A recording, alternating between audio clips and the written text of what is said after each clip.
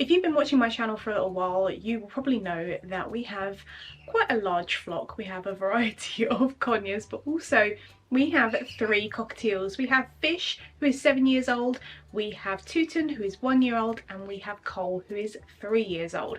And I've made some content over the last year about how well they're doing as a trio. They've really come together as a really adorable little flock of 3.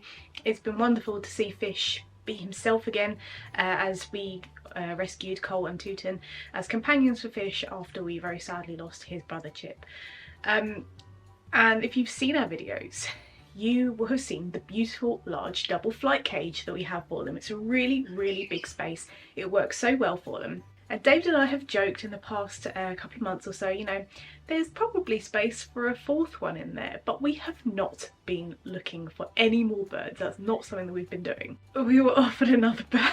So look, let me preface this. We were not looking for any more birds, but this bird was offered to us and it seemed like it was worth giving them a try. We have done a trial. They have been with us for quite some time now, and I think it's probably about time to introduce you to our newest flock member, and this really will be the last one in a while.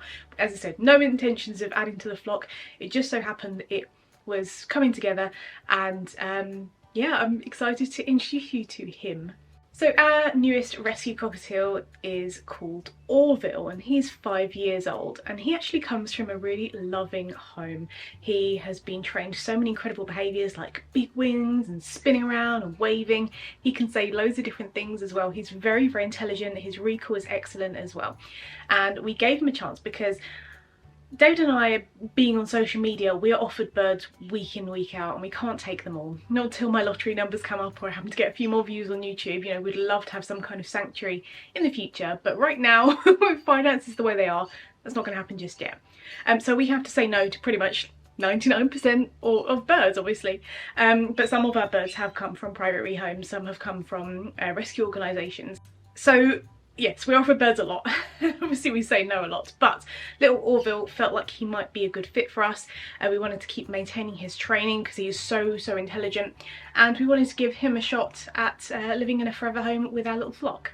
Now you're probably thinking, Sophie, why is he not filming with you? He doesn't know that he's going to be a YouTube sensation yet, so he isn't super comfortable in front of the camera, but I will go and ask him if you'd like to come and say hello in a moment to meet you all. But I am obviously putting clips over this video so you can actually see him. He is great at eating his fresh food. He likes hemp seeds as his main training treat, whereas most cockatiels prefer millets. But we've taken some time before introducing him to you because we've had some challenges with him. And if you are on our Patreons, you will know some of these challenges. And actually Orville belongs to one of my Patreon backers, so I get to keep in contact with them about his progress as well. So I have asked Mr. Orville to come and join us. Can you tell who's who? It's very hard. Even David and I from a distance were like, which one are you? So this is Tutun, and this is Orville. Isn't he adorable? Yeah, peep peep. I asked him if he'd like to come and say hello, and he said, yeah, only if Tutun comes, my bestie. So the best way to tell them apart. So firstly, Tutun is a pied cockatiel because he has a secret patch of grey feathers under his wing. Otherwise you'd think he's like a Lutino or something like that, but he's not. He is a pied cockatiel. And you've got something to say? Yeah. Baby Orville is a clear cinnamon, so he's kind of quite white all over, and he's got the yellow head, and to be honest, the kind of mutations and stuff is not my strong point. I did ask, and this is apparently what he is. All I know is he's adorable, and he's molting right now. A lot of the birds are having a little molt at the moment, so he's a little bit grisly, aren't you? But we're peeping away. The main way to tell these two apart, other than Tutun's leg ring, he is the only one in the flock who has a leg ring currently, is Tutun, I don't know if you can see there, has massive cheek patches. He has the biggest cheek patches I've ever seen on a cockatiel, whereas Orville has slightly smaller ones. And they have kind of different postures and obviously slightly different colorations. Yeah, I know, but Orville, you know, he's got different kind of personality, different behaviours, different things like that. So we are telling them apart obviously by visual means, but we can also start to tell them apart as well by how they behave. But it does take a bit of time, and it's one of those things when you have a lot of birds, you end up cycling through all the names before you get to the right one. I'm like, Pickles, Scampi, which one are you? Kipling, Tutun? Baby Orville, yes you are. So Yes, super cute little baby. We sometimes have birds on the sleeves anyway because they're most comfortable. Tutun isn't thrilled about being in the bedroom right now, if you can't tell. He's a bit like, don't know how I feel about this. Because Tutun's favourite bird in the flock is Cole. He is in love with baby Cole. Fish loves Cole, Cole loves fish.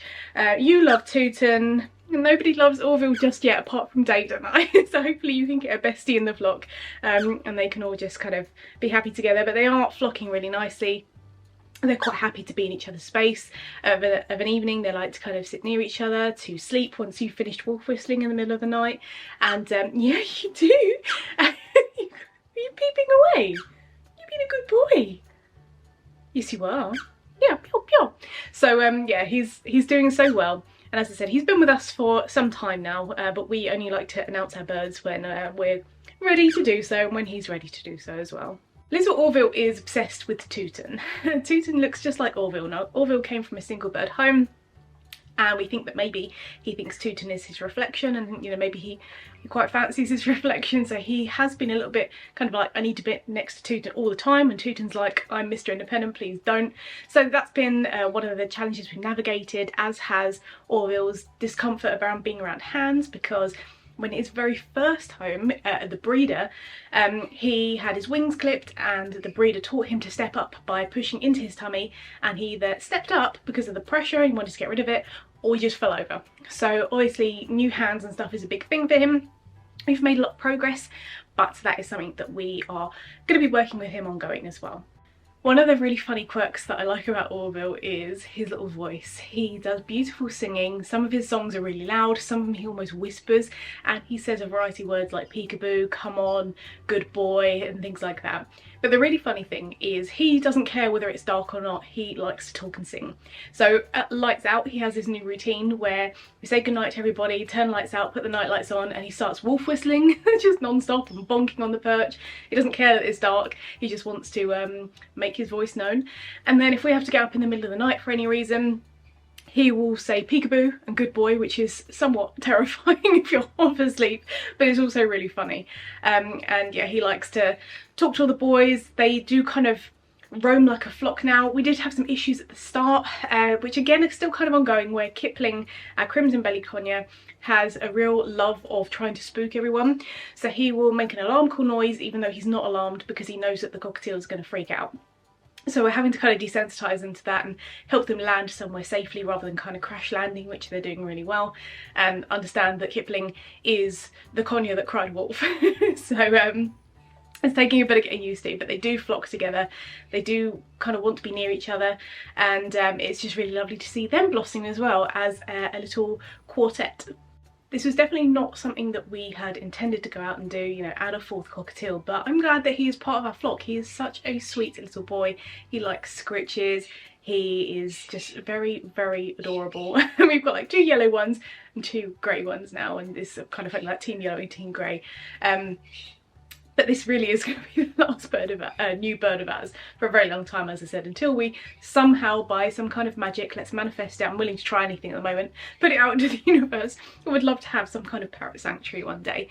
But I hope you enjoyed meeting Orville and seeing how cute he is. If you do have any questions about him, please do leave them down below. But in the meantime, thanks for watching, take care, and I'll see you in the next one.